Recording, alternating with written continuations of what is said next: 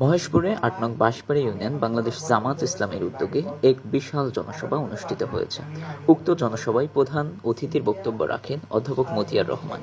বিশেষ অতিথি হিসেবে উপস্থিত ছিলেন আবদুল্লাহ ফারুক, ৭ নং কাজিরবাড়ি ইউনিয়ন সাবেক চেয়ারম্যান আব্দুল আলী সহ আরও অন্যান্য নেতাকর্মীবৃন্দ।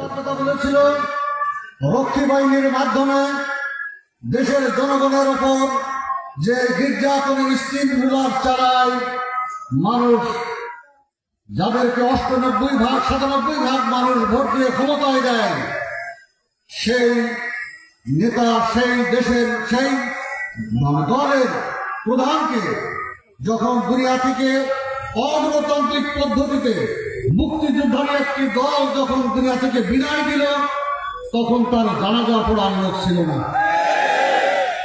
সম্মানিত ভাইরা, আমরা এরপর দীর্ঘদিন ধরে জাতীয়তাবাদী এবং ধর্মনিরপেক্ষতাবাদীদের এই শাসন আমরা দেখেছি।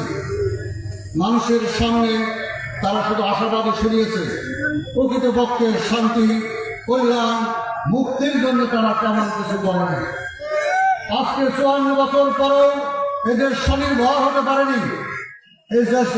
এদের যারা শাসন করেছে এই ৫৪ বছরে তারা একটা শিক্ষানীতি বাস্তবায়ন করতে পারেনি, যে শিক্ষানীতির ভিত্তিতে এদেশের জনগণকে দক্ষ, সৎ এবং দেশপ্রেমিক বানাবে।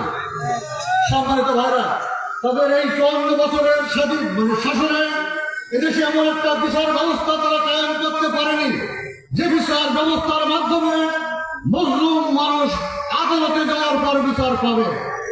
তারা আইন শৃঙ্খলা বাহিনী